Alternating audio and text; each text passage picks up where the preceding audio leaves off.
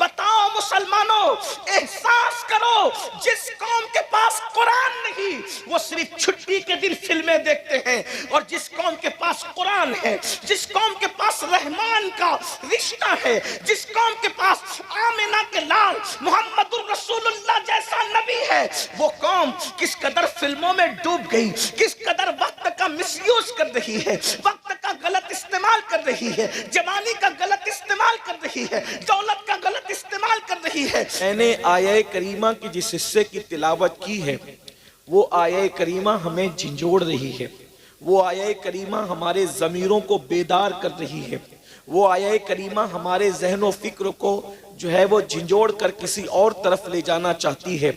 मेरे आका सल्लल्लाहु अलैहि वसल्लम के दीवानों, इंसान को अल्लाह जब कोई नेमत देता है, इंसान को अल्लाह जब कोई ताकत देता है, इंसान को अल्लाह तबारक व ताला जब किसी नेमत से नवाजता है, तो अल्लाह तबारक व ताला नेमत देने के बाद वो नेमत देने वाला खुदा एक कंडीशन रखता है कि नेमत पाने के बाद अगर तुम मेरी नाफरमानी नहीं करोगे, कंडीशन ये है, नेमत पाने के बाद अगर तुम मेरी नाफरमानी नहीं करोगे तो मैं नेमत में इजाफा कर दूंगा, नेमत को बढ़ा दूंगा।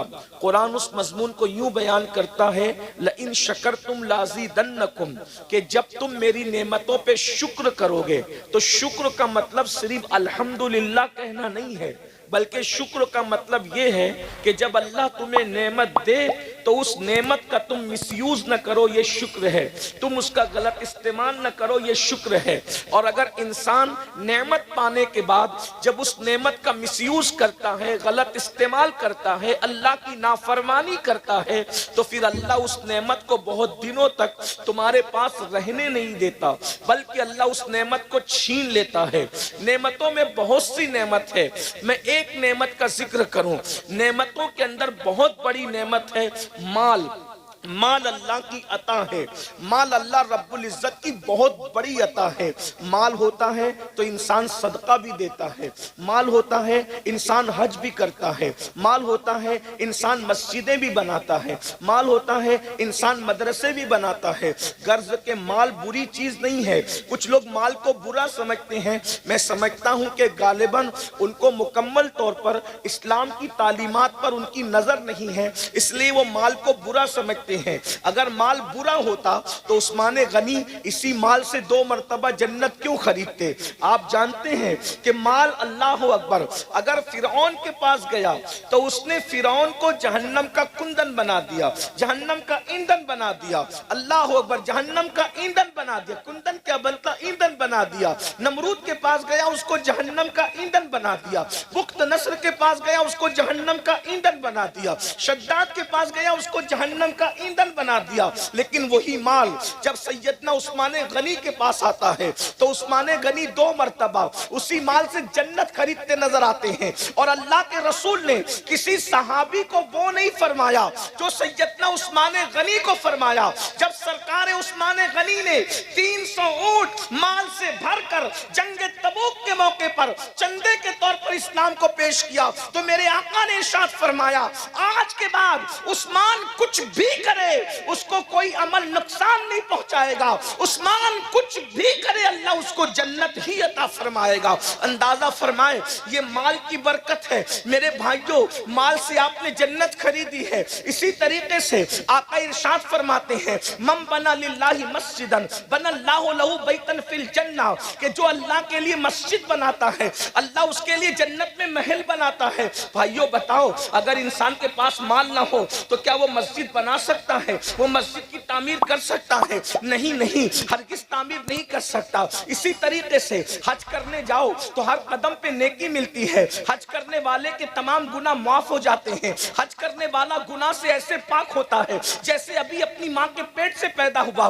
बताओ, क्या बगैर पैसे के कोई हज कर सकता है? अल्लाह अकबर। इसी पर आप कयास कर लें। और एक बात और सुन लें, मेरे आका फरमाते हैं सदका दिया करो, इसलिए कि सदका बलाओं को टाल देता है, सदका बुरी मौत से बचा लेता है, सदका इंसान को बुरी मौत से बचाता है। जो चाहता है कि अल्लाह उसको बुरी मौत न दे और बुरी मौत से उसकी हिफाजत हो, तो आका इरशाद फरमाते हैं एक हाथ से सदका दो तो दूसरे हाथ को खबर भी मत होने दो। माल नहीं होगा तो क्या इंसान सदका देगा? तो ये माल बहुत बड़ी अल्लाह की नेमत है।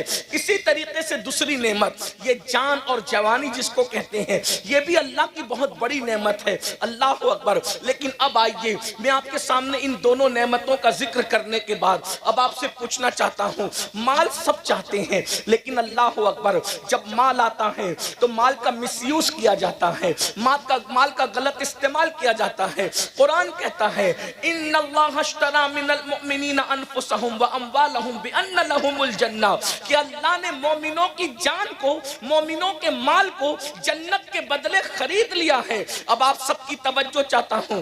पता चला हमारी जान हमारी नहीं है, हमारा माल हमारा नहीं है, जान भी अल्लाह की है, माल भी अल्लाह का है।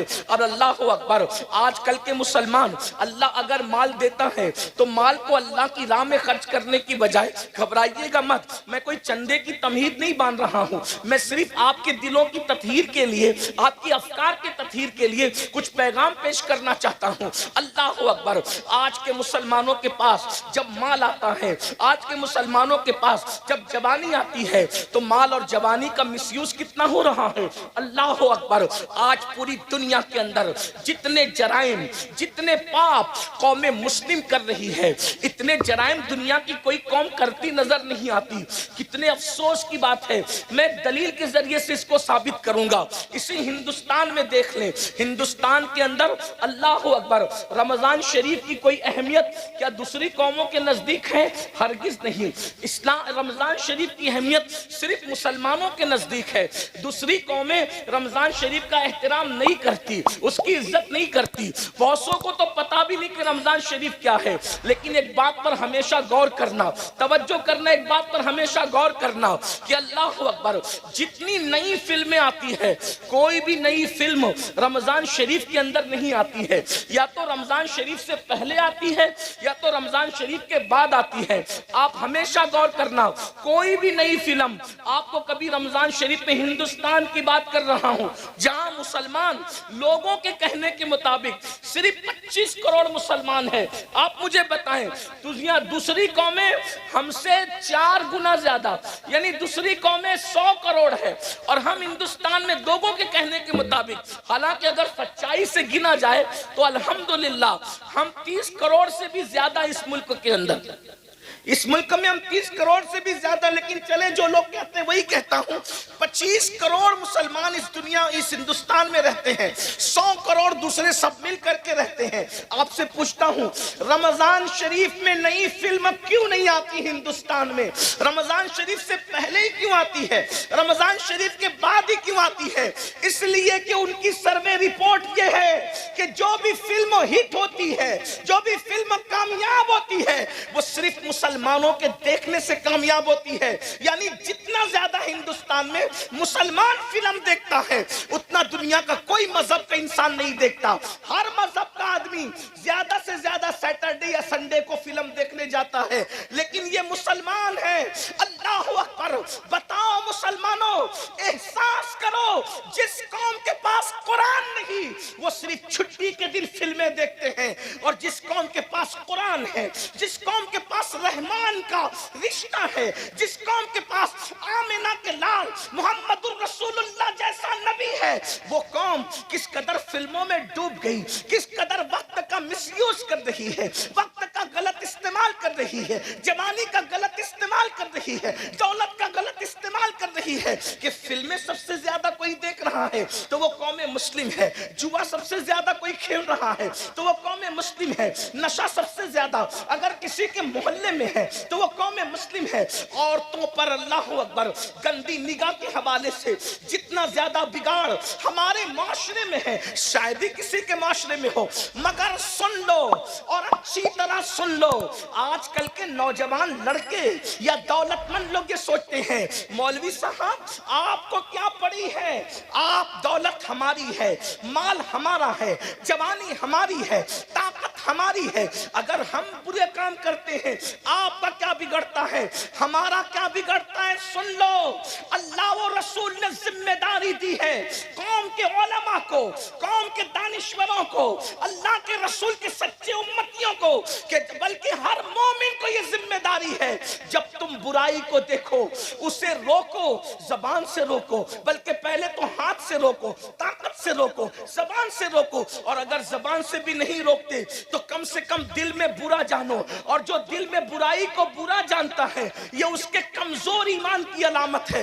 अब मुझे बताओ, जब तुम बुराई को बुरा जानोगे तो ये कमजोर ईमान की अलामत है, और जो बुराई को बुरा भी ना जाने तो क्या उसका ईमान चला तो नहीं गया, उसके ईमान का तोता उड़ तो नहीं गया, ईमान का परिंदा उड़ तो नहीं गया।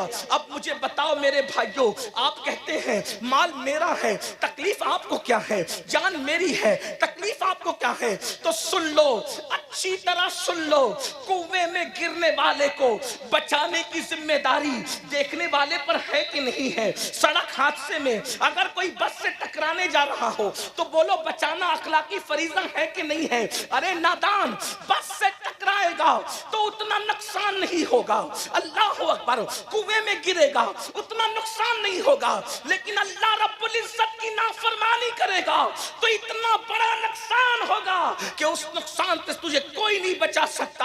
आओ आपको बताऊं, दौलत और जवानी का मिसयूज करने वालों, गलत इस्तेमाल करने वालों, वो अल्लाह है ताकत वाला, कुव्वत वाला, जो देना जानता है तो छीनना भी जानता है।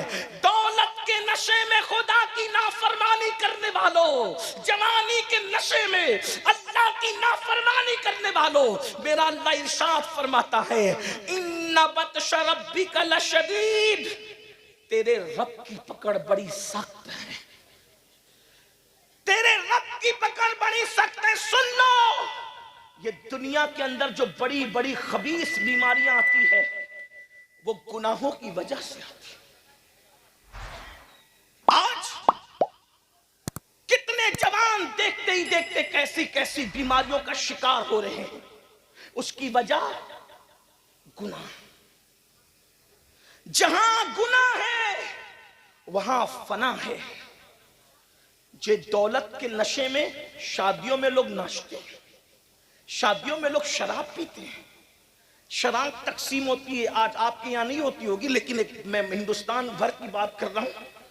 रथ जगहों में शराब बांटी जाती है, दूल्हे के बाप को, दुल्हन के बाप को शर्म नहीं आती?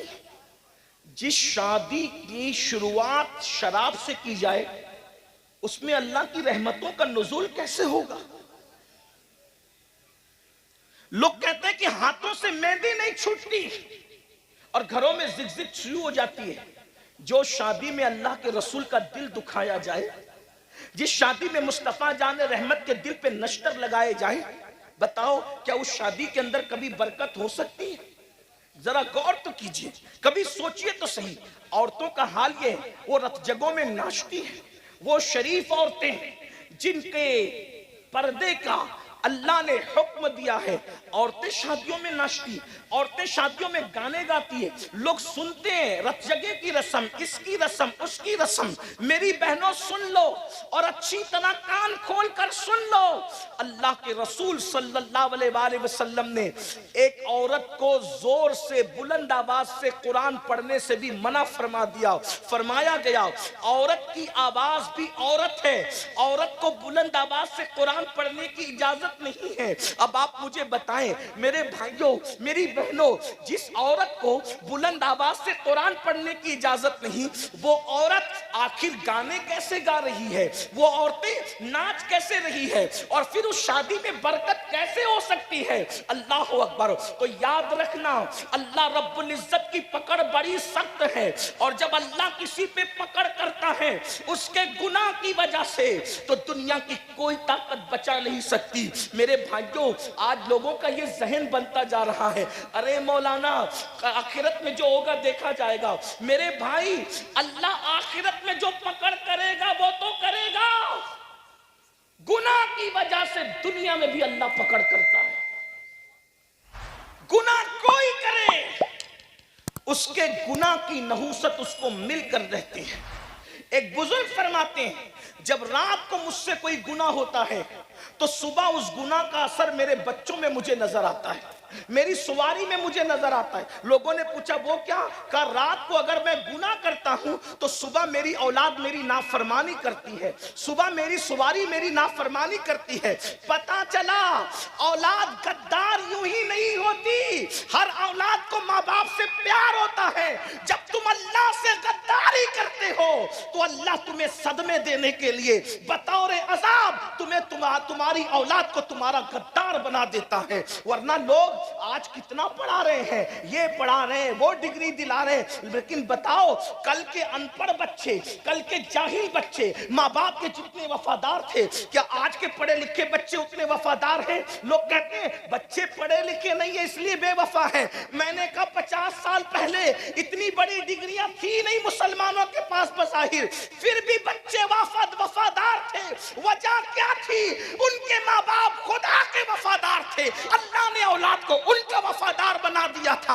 आज माँ बाप बच्चों को डिग्रियां भी दिला रहे हैं, इंग्लिश भी पढ़ा रहे हैं, डॉक्टर भी बना रहे हैं, वकील भी बना रहे हैं, इंजीनियर भी बना रहे हैं, फिर क्या हो रहा है? लेकिन अल्लाह के वफादार नहीं है माँ बाप। तो जो माँ बाप अल्लाह के वफादार नहीं, अल्लाह ने उनकी औलाद को उनका गद्दार बनाया है, अल्लाह ने उनकी औलाद को उनका बागी बनाया है, ताकि तुम्हें अल्लाह सदमे दे और तुम्हें बतौर अजाब ये बताए इन्ना बत्शा रब्बिका लशदीद। याद रखना, अगर अल्लाह पहाड़ तुम पर गिरा देता तो तुमको उतनी तकलीफ ना होती जितनी औलाद के सताने से इंसान को तकलीफ होती है। ये बड़ी बड़ी बीमारियां ये किस वजह से है? ये अल्लाह की नाफरमानी की वजह से है, ये खुदा की नाफरमानी की वजह से है।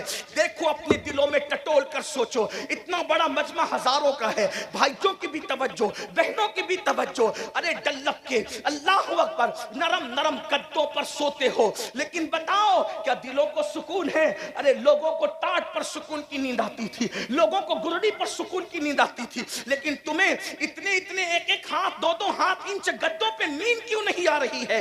करवटें बदल रहे हैं, दिल बेचैन है, दिल बेकरार है, नींद की गोलियां खा रहे हैं, लेकिन सुकून की नींद क्यों नहीं आती? वजह यह है कि रातों को अल्लाह की नाफरमानी करने वालों, नरम नरम गद्दों पे लेटकर सीरियल देखने वालों, नरम नरम गद्दों पे लेटकर फिल्में देखने वालों, नरम नरम गद्दों पे लेटकर ज़िना के मनाजिर देखने वालों, नरम नरम गद्दों पे लेटकर गाने सुनने वालों, बताओ जब तुम अल्लाह की नाफरमानी करोगे तो तुम्हें सुकून की नींद कैसे आएगी?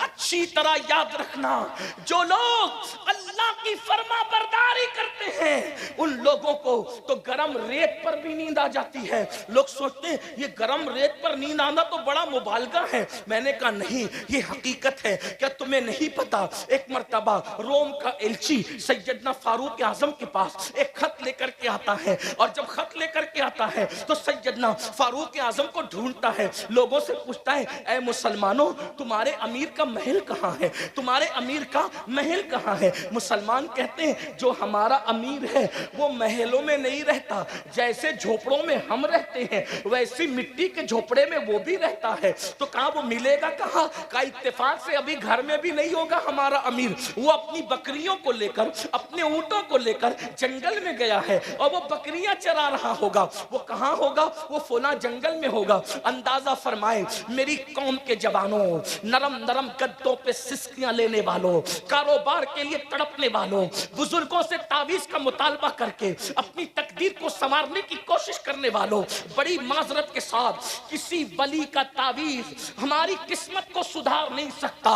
जब तक हम अल्लाह की नाफरमानी करते रहेंगे, जब तक हम पाप करते रहेंगे, जब तक हम जराइम करते रहेंगे, अरे नेकों की दुआ से अल्लाह उनका हिस्सा उठा लेता है जो नमाजों में गफलत करते हैं, जो नमाजों में सुस्ती करते हैं। खुदा के लिए बेदार हो जाओ, अपने मसाइल का हल किसी इंसान के दरवाजे पर नहीं है, हमारे मसाइल का हल कल भी अल्लाह के दर पे पे था, आज भी अल्लाह के दर पे है, क़यामत तक अल्लाह के दर पे रहेगा। उसकी चौखट से वाबस्ता हो जाओ। कब तक गद्दारी करोगे, कब तक बेवफाई करोगे, कब तक नाफरमानी करोगे? सुनो सुनो, रोम का एलची जब उसको पता चलता है कि मुसलमानों का अमीर 3 बर्रे आजमों पर बिला शिरकत गैरे हुकूमत करने वाला उमर इब्ने खत्ताब जंगल बकरियां लेकर गए बकरियां चराने के लिए, तो वो जंगल पहुंचा। जंगल में गया तो एक मंजर देखा।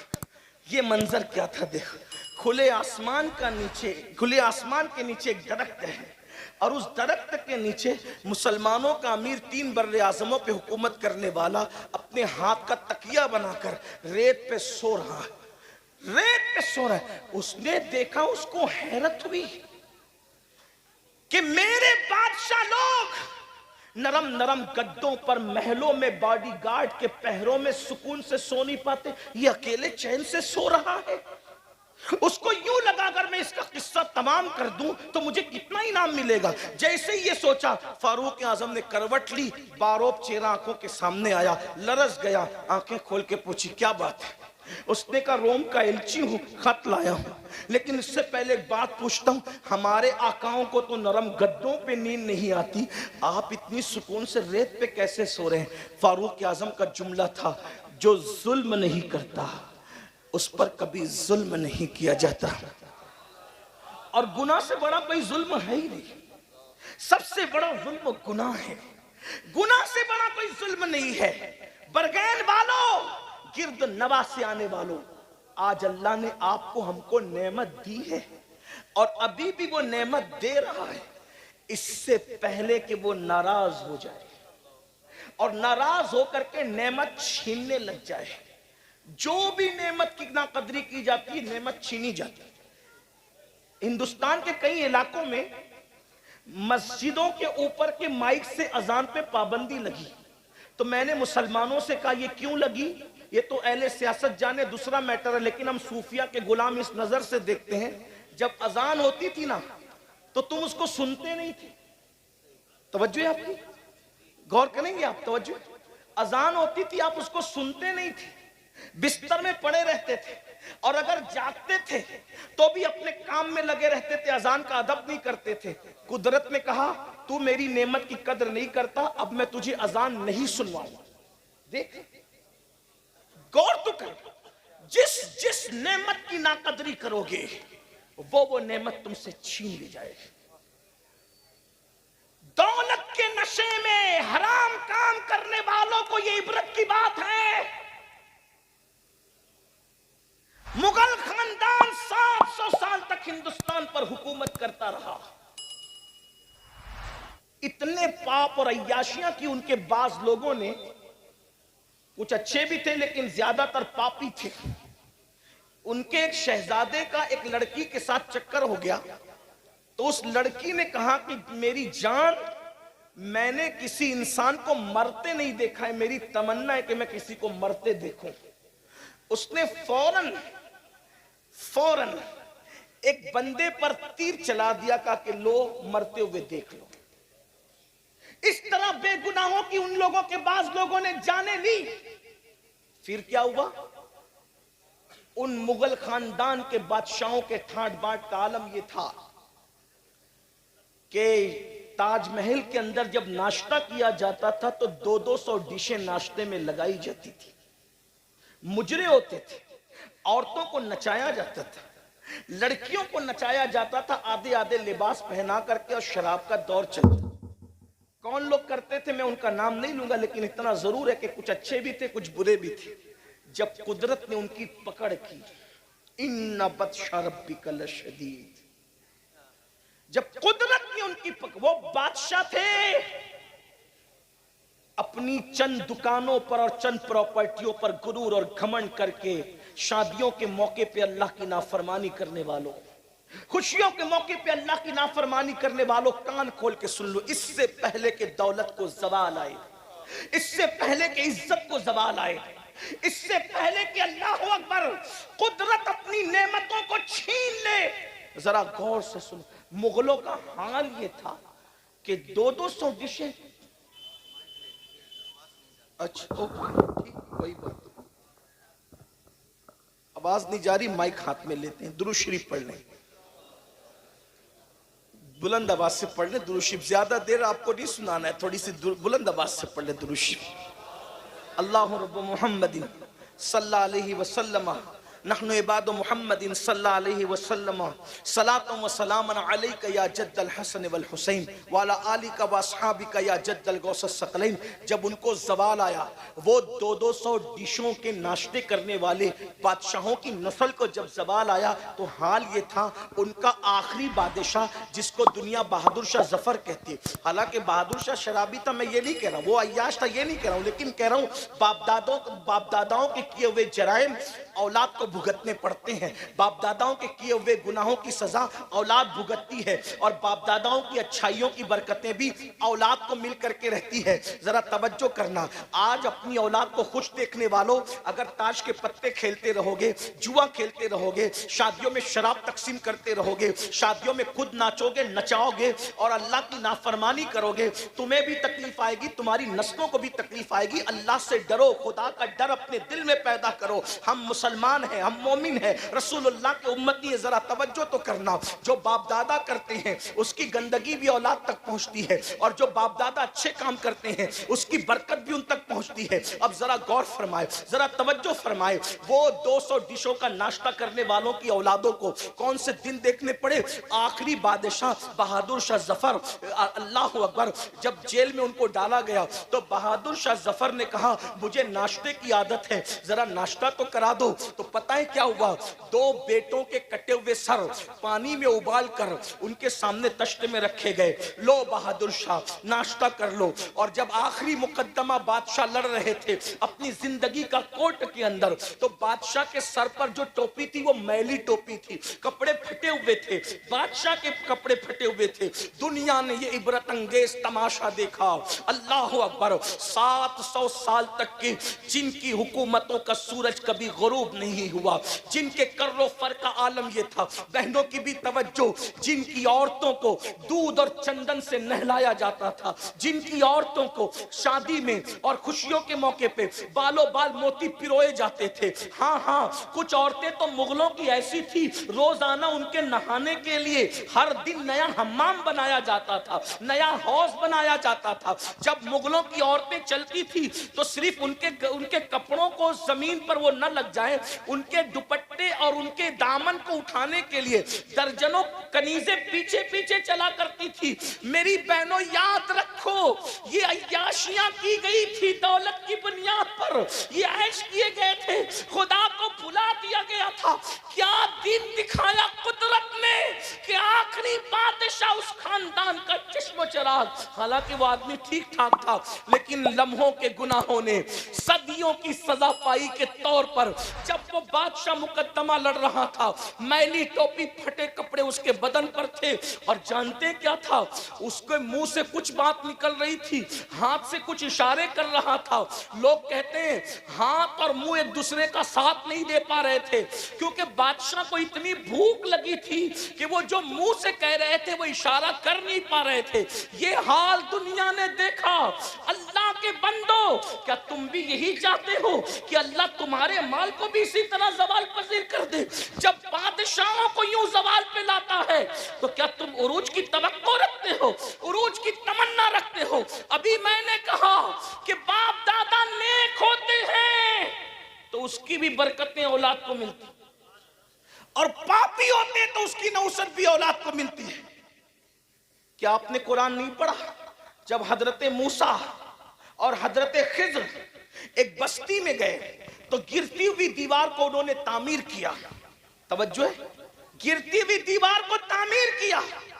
तो हजरत मूसा अलैहिस्सलाम को हजरत खिज्र ने यही कहा, क्या कि इनका बाप नेक था।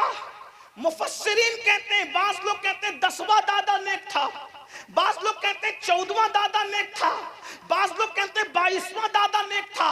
मुझे बताओ, 22वां दादा नेकी करे, 10वां दादा नेकी करे, 14वां दादा नेकी करे, तो नीचे नीचे औलाद तक उसको बरकतें नसीब होती है। अरे अगर तुम भी नेकी करोगे तो क्या अल्लाह उसकी बरकतें तुम्हें अता नहीं फरमाएगा? कभी देखते किसी खानदान में इतने वली कभी पैदा नहीं हुए जितना मौला अली की खानदान में वली पैदा हुए। उसकी वजह यह है कि उस खानदान की खातून जिसे दुनिया सैयदा तैयबा ताहिरा आबिदा साहिदा राकिया साजिदा नकिया तकिया ज़किया उम्मे अबीहा फातिमा ज़हरा कहती है उन्होंने इतनी नेकी इख्तियार की कि उनकी नेकी की बरकत अल्लाह क़यामत तक उनकी नस्लों को अता फरमाए। देख रहे एक खातून की नेकी की बरकत ने पूरी नस्ल को जहन्नम से बचा लिया। पूरी नस्ल को आका इरशाद फरमाते हैं अल्लाह ने फातिमा की औलाद पर जहन्नम की आग को हराम कर दिया। एक माँ अगर नेक हो जाए, तवज्जो, एक माँ अगर नेक हो जाए तो कयामत तक उसके सारे बच्चे जन्नती हो जाए। तवज्जो, ये हदीस है, ये हदीस अहले सुन्नत की कुतुब में है कि फातिमा ज़हरा ने इतना तकवा इख्तियार किया कि क़यामत तक उसकी औलाद पर जहन्नम हराम हो गई। इसीलिए जो इंदल्लाह सादात हैं, इंदल्लाह, उस वक्त तक उन्हें मौत नहीं आएगी जब तक वो सच्ची तौबा न कर ले। इंदल्लाह की बात कर रहा हूं। इंदन्नास तो बहुत है, इंदल्लाह की उलमा से पूछना ये इंदल्लाह का मतलब क्या होता है? ये इंदल्लाह इतना नाजुक है कि इस पे गुफ्तगू करूं तो बहुत सारे लोग नाराज हो सकते हैं, लेकिन आपको उलमा से पूछना कि इंदन्नास तो बहुत, इंदल्लाह जो सादात और जो इंदल्लाह है ना, फिर उनको देखकर भी खुदा याद आता है। उनकी सादगी जुदा है, उनके चेहरे जुदा हैं, उनका अंदाज जुदा है। और बैरगैन वालों को तो कहीं दूर जाने की जरूरत ही नहीं है, जाके मेरे महारेरा के सरकारों की ज़ियारत करना। अरे आज रौनकों का ये आलम है तो आले रसूल अहमदी के ज़माने में रौनकों का आलम क्या होगा? सरकार अबुल हुसैन अहमद नूरी के ज़माने में रौनकों का आलम क्या होगा? हुजूर अच्छे मियाँ के दौर में उनके किरदार की अच्छाइयों का आलम क्या होगा? कि वक्त का मुजद्दिद कहता है कि तेरे पल्ले में अच्छों का मियाँ आया, वो अच्छे मियाँ आया है। नामों से रजा के अब मिट जाओ गुनाहगार, नामों से दुरूद शरीफ पढ़ लें।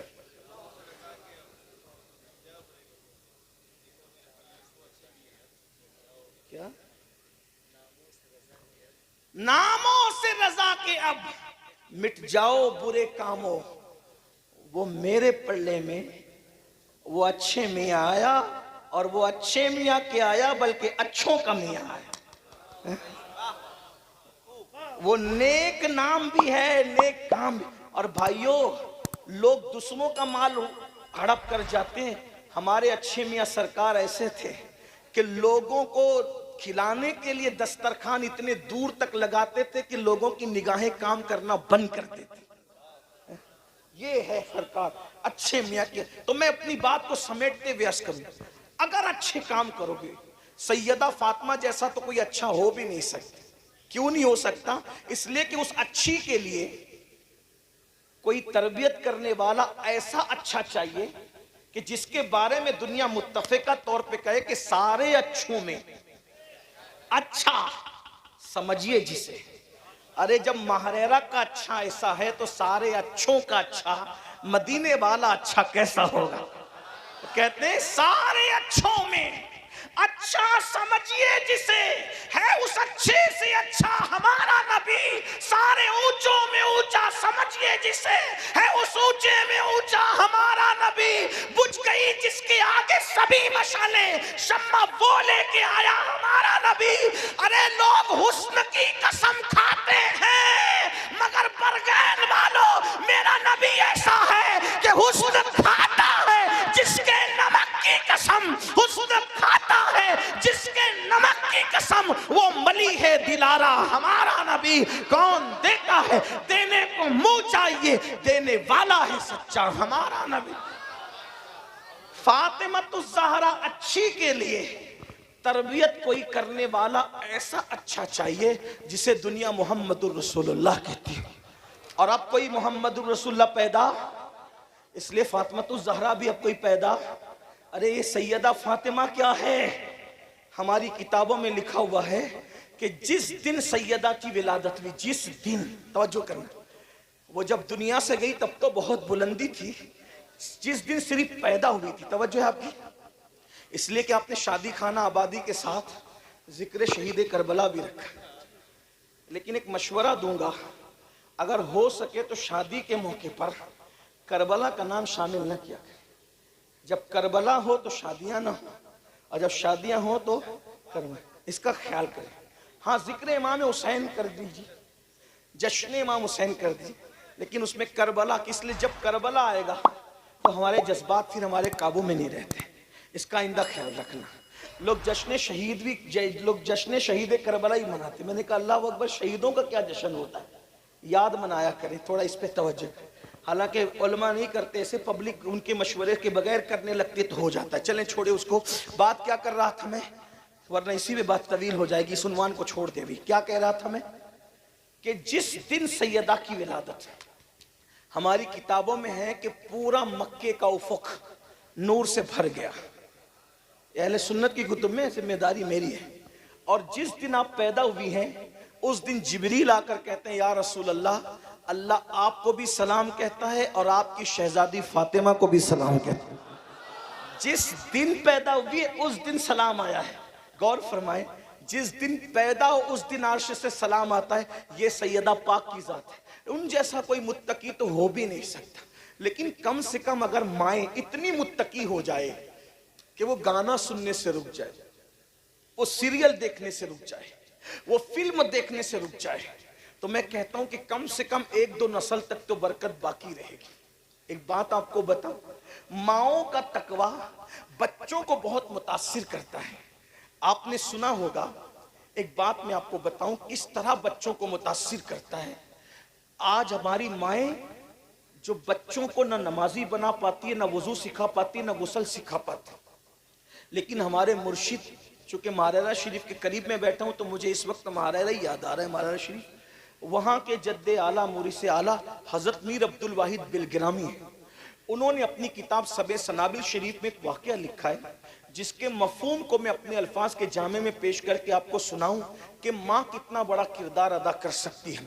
दरअसल आज जो बच्चियां भाग रही हैं, बच्चे जानी बन रहे हैं, बच्चे शराबी बन रहे हैं, बच्चे जुआरी बन रहे हैं, उसमें माँ बाप का बड़ा अमल दखल है कि माँ बाप औलाद की तरबियत नहीं कर पा रहे, माँ बाप औलाद को टाइम नहीं दे पा रहे, माँ बाप औलाद को सुधार नहीं। भाइयों, सुधरे हुए माँ बाप की औलाद कभी कभी बिगड़ जाती है, तो जिनके माँ बाप खुद बिगड़े हुए होंगे उनकी औलाद का हाल क्या होगा, जरा सोचो तो सही, जरा गौर तो करो। और जब ये औलाद बड़ी होकर के गद्दार बनेगी, दुखी करेगी, आपको तकलीफ पहुंचाएगी, आपको अजियत पहुंचाएगी, तब आप पछताओगे। लेकिन उस वक्त तो पछताने से काम नहीं बनेगा। तो मैं जो अर्ज कर रहा था, एक जात है दुनिया के अंदर जिसे फरीद मिल्लत व दीन कहती है, फर्द फरीद कहती है, फरीदुल असर कहती है। उनका नाम था मसूद, और हम लोग उनको क्या कहते हैं, बाबा फरीदुद्दीन गंज शकर।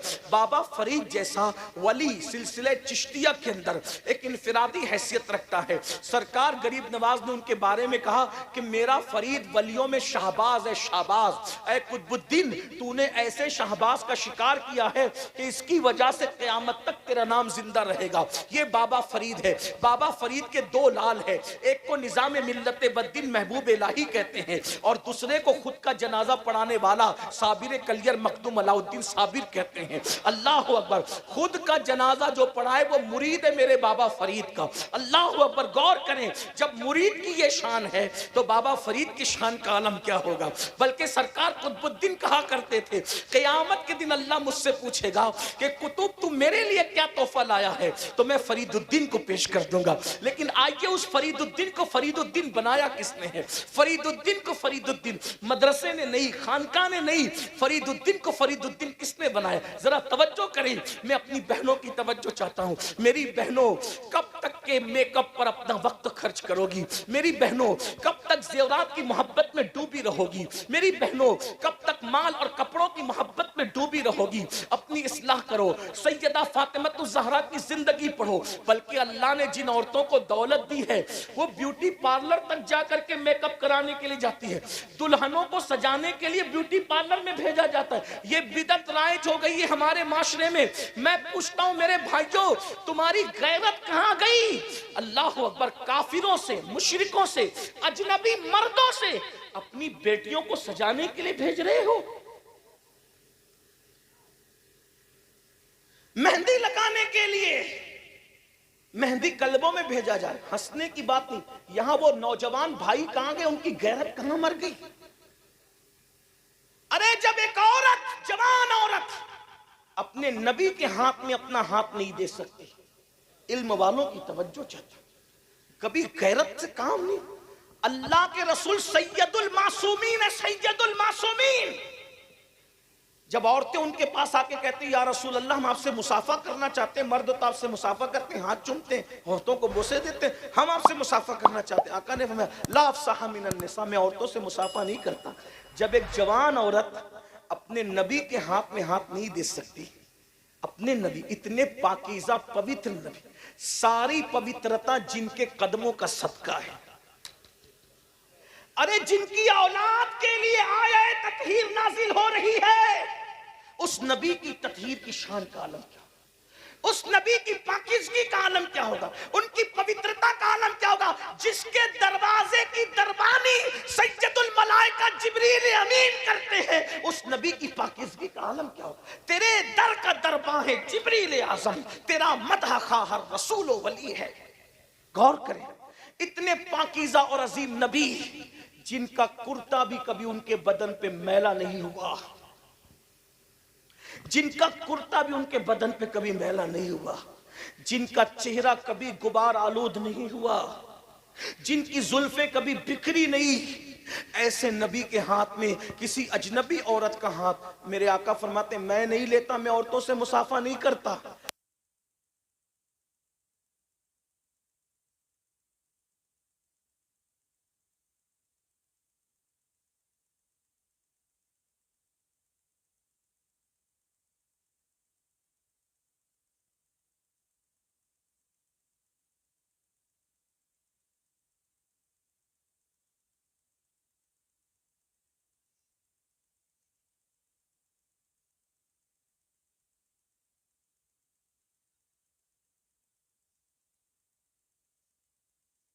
दरख्त जब अल्लाह का जिक्र करना छोड़ देता है तब उस पर आरा चलता है। बताओ, जब ये मखलूक जिसे इबादत के लिए पैदा नहीं किया, जब ये अल्लाह की इबादत से रुक जाए तो इन पर मुसीबत आती है। जब हम गुनाह करेंगे तो हम पे मुसीबतें नहीं आएगी, हम पे तकलीफ नहीं आएगी। कभी गौर किया, कभी सोचा? बोलो, अपनी औरतों को मस्जिद में भेजते हो नमाज के लिए? कितने लोग भेजते हो? हाथ उठाओ।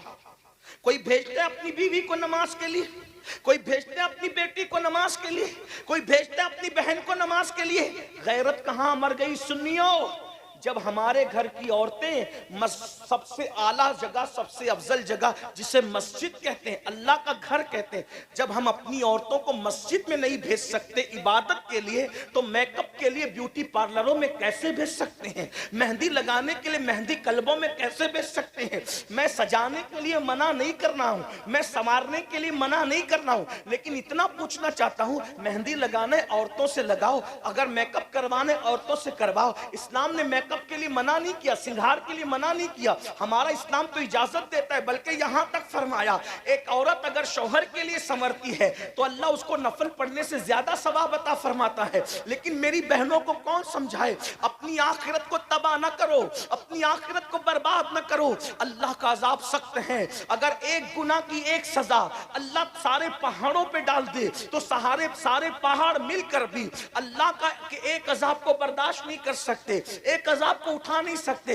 बताओ, फिर अपने हजारों गुनाह की सजा कैसे उठाओगे? मेरी बहनों से खास आपसे पूछता हूं, अरे जब मक्खी मच्छर का डंक बर्दाश्त नहीं कर सकते तो अल्लाह का अजाब कैसे बर्दाश्त कर सकोगे? अरे जब चूहे को देख करके खड़े नहीं रह सकते तो वो बड़े बड़े अजदहे जो जहन्नम के अंदर तैयार किए गए, 70-70 साल लंबे अजदहे, और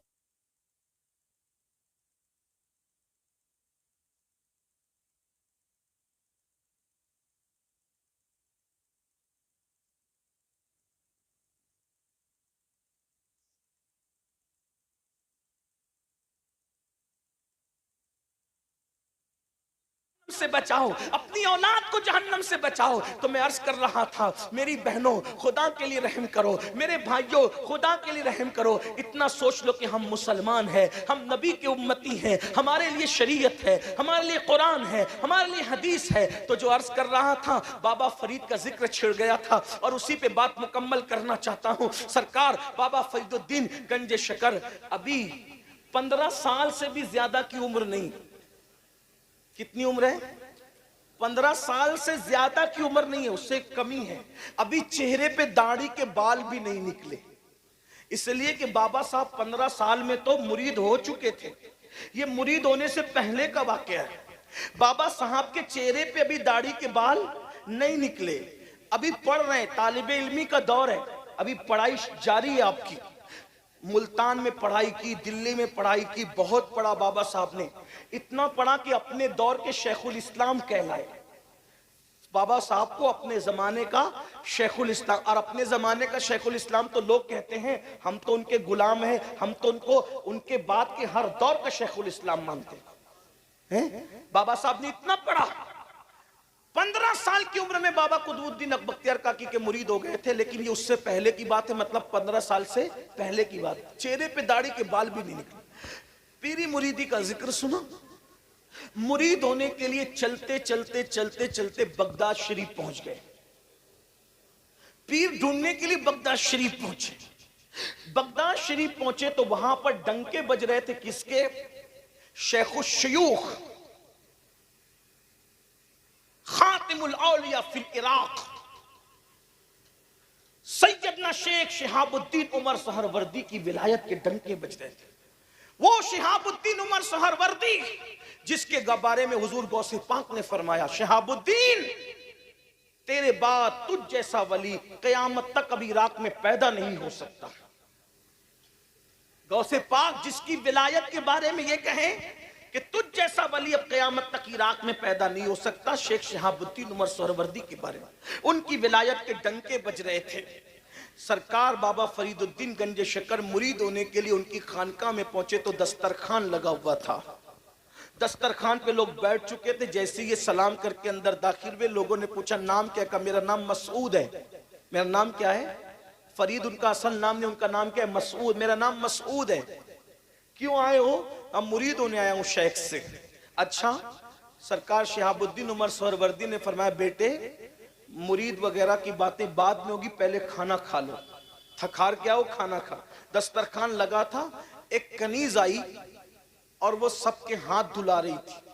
सब लोग हाथ धुलते रहे। जब बाबा साहब की बारी आई, मेरे बाबा की, सरकार फरीद मिल्लत वद्दीन की, लोटे पे लोटा, लोटे पे लोटा, लोटे पे लोटा, पानी वो डालती जा रही है, हाथ धुलते जा रहे, पानी डालती जा रहे, हाथ धुलते जा रहे। जो लोग कुछ जाहिर बीन लोग थे, एक दूसरे को कोनियां मारने लगे। देखो देखो देखो, औकात ये है क्या? हाथ धोने का सलीका नहीं। और किसका हाथ हाथ में लेने आए, किसके हाथ में हाथ देने आए? शेख शिहाबुद्दीन के हाथ। उनसे मुरीद होने आए। हैसियत ये कि हाथ नहीं धो सकते और मुरीद होना है शेख शिहाबुद्दीन उमर सहरवर्दी के। इसलिए कि लोग बहुत जल्दी में फैसले करते हैं ना। कभी कभी अपनी महफिलों में भी ऐसा होता है, कोई मुकर्रिर बेचारा थोड़ा सा कुछ, कोई बात उसकी जबान से कुछ निकल जाए तो लोग फौरन कोनियां मारने लगे, इशारे करने लगते। अल्लाह के बंदो, इंसान की हकीकत पर नजर रखो। सरकार बाबा फरीदुद्दीन गंज शकर का कुछ लोगों ने मजाक उड़ाया, इसको हाथ धोना नहीं आता, मुरीद होने आया। खाना हो गया, खाने के बाद जब हाथ धुलाया गया, जैसे नॉर्मल सबने हाथ धुले, इन्होंने भी नॉर्मल धुल लिया। अरे खाने से पहले तो हाथ साफ होते हैं, कम पानी में हाथ धुला जाता है, खाने के बाद हाथ भर जाते हैं, ज्यादा पानी लगता है। लेकिन ये अजीब बंदा है, इतने लोटे पे लोटे गंवा दिए और खाने के बाद मुख्तसर में हाथ धुल लिया। लेकिन कुछ समझ पाए, कुछ नहीं समझ पाए, लेकिन जो सब समझ गया वो रोशन जमीर सरकार शेख शिहाबुद्दीन उमर सहरवर्दी थे। आपने फौरन पर्दा उठाने की कोशिश की, कहा शहजादे एक बात बताओ, मुरीद होने आए हो, आपको हाथ धोना नहीं आता? आपने इतना पानी जाय कर दिया, क्या तुम्हें मसला मालूम नहीं है कि इतना पानी जाय करना हराम है, जायज नहीं है? तो बाबा फरीद ने क्या कहा पता है? सरकार अगर गुस्ताखी माफ हो तो जवाब दूं? कहा बिल्कुल दो। कहा जब मैं हाथ धुल रहा था तो आपकी कनीज के चेहरे पर नजर पड़ गई और उसकी पेशानी पे लिखा था कि ये जहन्नमी है, तो मैं हाथ नहीं धो रहा था, उसकी तकदीर धुल रहा था। और जब तक तकदीर नहीं धुल्ली मैं पानी बहाता रहा। मैं सोचा कि इतने बड़े वली की खानका में खिदमत करने वाली कनीज भी जहन्नम में जाएगी, तो मैं हाथ नहीं तकदीर धुल रहा था सरकार। तब लोगों को पता चला कि जिसे हम बच्चा समझ रहे कि इसको हाथ धुलना नहीं आता, ये लोहे महफूज पर लिखी हुई तकदीर भी धुलने की ताकत रखता है। तब बाबा शहाबुद्दीन ने फरमाया, बाबा मसूद तुम्हारा हिस्सा मेरे पास नहीं है, तुम जैसे बंदे को तो मेरे भाई कुतुबुल अक़ताब कुतुबुद्दीन बख्तियार काकी का मुरीद होना चाहिए, जाओ उसके पास तुम्हारा हिस्सा है। इतना सुनना था, लोग हैरान हो गए, परेशान हो गए। और फिर बाबा फरीद से पूछा, अरे तुम अभी मुरीद भी नहीं हुए, ये मकाम तुमको कैसे मिला? तो बाबा साहब फरमाते हैं, ये मेरी माँ की तरबियत की बरकत है कि अल्लाह ने मुझे इस मकाम पर पहुंचा दिया। भाइयों, ये माँ बाप ये है। और आजकल के माँ बाप न कलमा सिखा सकते हैं, न खाना सिखा सकते हैं, न वुजू सिखा सकते हैं, न नमाज सिखा सकते हैं। बस जाते जाते इतना ही कह जाऊं, अल्लाह पाक को गुनाह पसंद नहीं है। जब कोई अल्लाह की नाफरमानी करता है तो अल्लाह उससे नेमत छीन लेता है। अगर अच्छी आवाज वाला नाफरमानी करेगा, आवाज छीन जाएगी। अच्छी सेहत वाला नाफरमानी करेगा, सेहत छिन जाएगी। आप कहेंगे क्या कुछ ऐसे भी हैं कि बुढ़े होकर भी वो ताकतवर रहते हैं? मैंने कहा बिल्कुल। एक बुजुर्ग थे हजरत जुनैद बगदादी के दौर में, और एक बुढ़ा था जुनैद, दोनों का वाकया सुन ले आखिरी में। एक बुढ़ा बगदाद के बाजार में भीख मांग रहा था, कोई उसको भीख भी नहीं दे रहा था। मैं अपने जवानों से कहता हूं, जब जवानी में खुदा की नाफरमानी करो तो अल्लाह बुढ़ापा इतना दर्दनाक देता है कि लोग मौत मांगते हैं तो अल्लाह उनको मौत भी नहीं देता। इसलिए जवानी में पाप मत करो, अगर कर चुके हो तो तौबा कर लो। हम सबसे छुप सकते हैं, रब से नहीं छुप सकते। बहनों से भी कहता हूं, खूबसूरती पे इतराओ मत, जो अल्लाह देना जानता है छीनना भी जानता है। जब औरतें पाप करती है जवानी में तो इतना दर्दनाक बुढ़ापा आता है, भीख भी मांगे तो भीख नहीं मिलती। अल्लाह से डरो, तौबा करो। कोई देखे ना देखे, अल्लाह देख रहा है। इन्नल्लाह काना अलैकुम रकीबा, अल्लाह तुम पे कड़ी निगरानी कर रहा है। एक बुढ़ा भीख मांग रहा है बगदाद के बाजार में, कोई उसको भीख नहीं देता। सरकार जुनैद बगदादी के मुरीदों ने कहा, सरकार बगदाद इतना बेवफा हो गया, बगदाद इतना बेमुरव्वत हो गया आपकी मौजूदगी के बावजूद कि एक बुढ़ा भीख मांग रहा है, कोई उसको भीख भी नहीं देता। तो सरकार सैयदुत ताइफा जुनैद बगदादी ने फरमाया, बेटो इस बुढ़े ने जवानी में बहुत पाप किए होंगे, इसीलिए आज इसको कोई भीख देने वाला। जब तहकीक की गई तो पता चला कि हाँ, जवानी में बड़ा पापी था और बुढ़ापा इतना दर्दनाक है कि घर से निकाल दिया गया, कोई ठिकाना ही नहीं इसका। हालांकि सब बुढ़े ऐसे नहीं होते और सब मुसीबत ज़दा भी ऐसे नहीं होते, लेकिन एक बात है, हुक्म अक्सरियत का बयान किया जाता है। ठीक, चंद एक लोग अगर नेक होकर के भी मुसीबत आए, अल्लाह उनको आजमाना चाहे तो एक अलग मैटर है, एक अलग बात है। जैसे हर बीमार पाप की वजह से बीमार नहीं होता। अय्यूब अलैहिस्सलाम तो मासूम थे, लेकिन कितने बीमार पड़े, तो वो दर्जात की बुलंदी के लिए था। ठीक, हजरत नूह अलैहिस्सलाम का बेटा बिगड़ गया तो माज़अल्लाह किसी गुनाह की वजह से नहीं बिगड़ा, अल्लाह की तरफ से आजमाइश थी। तो सबको एक लकड़ी से मत हाकिएगा, लेकिन हुक्म अक्सर का बयान होता है, इतना याद रखना। ठीक, तो जुनैद बगदादी सरकार ने फरमाया, जवानी में इसने पाप किए होंगे, इसलिए इसको बुढ़ापा इतना दर्दनाक आया कि कोई भीख नहीं देता। तहकीक की गई तो वैसे ही निकला। और उसी दौर में एक बुजुर्ग थे, 100 साल की उम्र में भी जवान थे, यानी उम्र 100 साल की हो गई लेकिन बिल्कुल ताकतवर फिट थे, चेहरे पर भी जवानी थी। लोगों ने पूछा, बाबा 100 साल की उम्र में भी आपकी जवानी नहीं गई, वजह क्या है? तो उन्होंने जवाब दिया, मैंने जवानी में अपने आप को गुनाह से बचाया तो अल्लाह ने मुझे बुढ़ापे की तकलीफ से बचा लिया। ये है नेकियों की बरकत। इसलिए माशाल्लाह शादी के मौके पे महफिल है, मैं अहले बरगैन से और जहां से भी लोग हैं उनसे गुजारिश करता हूं, शादी ऐसे करो कि लगे कि ये मुसलमानों की शादी है। उसमें ढोल ना हो, म्यूजिक ना हो, डीजे ना हो, ताश के पत्ते ना हो, नात की। अब लोग ये भी करते हैं, एक दिन जलसा कराएंगे, ये भी फैशन हो गया। एक दिन नातिया महफिल कराएंगे, ये भी, फिर डीजे भी बजाएंगे बाद में लोग हम लोगों को फोन करके कहते हैं आप तो वहां शादी में आए थे, वो डीजे बजा रहा था, हमें थोड़ी पता कि उसका प्लान डीजे का था। लोग ऐसा करते हैं। लेकिन मेरी गुजारिश ये है कि आप जब अल्लाह रसूल का जिक्र करते हो, डीजे मत बजाओ, नाच गाना मत करो, पर्सनल लाइफ के अंदर दीन लाओ। देखो दीन की बहुत बरकत है। अल्लाह पाक से दुआ है अल्लाह आपको भी दीन पे कायम रखे, हमें भी दीन पे कायम रखे, शरीयत पे कायम रखे। वरना याद रखना, इन्ना बत्श रब्बिका लशदीद, तेरे रब की पकड़ बड़ी सख्त है। जब अल्लाह पकड़ करता है फिर दुनिया की कोई ताकत नहीं बचा सकती। अल्लाह पाक सबसे पहले मुझे आप सबको अमल की तौफीक बख्शे। दौरान गुफ्तगू अगर कोई गलती हो तो अल्लाह ताला माफ़ फरमाए। अस्तगफिरुल्लाह रब्बी मिन कुल्लि ज़ंबिन व अतूबु इलैह। इतनी गर्मी में भी इतनी देर तक आप परेशान बैठे रहे, मुझे सुनते रहे, मैं दुआ करता हूँ अल्लाह इस बैठने का आपको बेहतर सिलाता फरमाए। आपकी मोहब्बतों का बैरगन वालों अल्लाह आप सबको बेहतर इसका बदला अता फरमाए कि आपने इतना टाइम दिया इतनी गर्मी में भी। हालांकि इतनी गर्मी में कोई बैठता उठता नहीं है, लेकिन ये आपकी मोहब्बतें हमारे साथ हैं। अल्लाह इस मोहब्बतों का सिला आपकी नस्लों को अता फरमाए, दोनों जहान में अता फरमाए। अस्सलामु अलैकुम व रहमतुल्लाह। अभी आपको बैठे रहना है, इतनी देर बैठे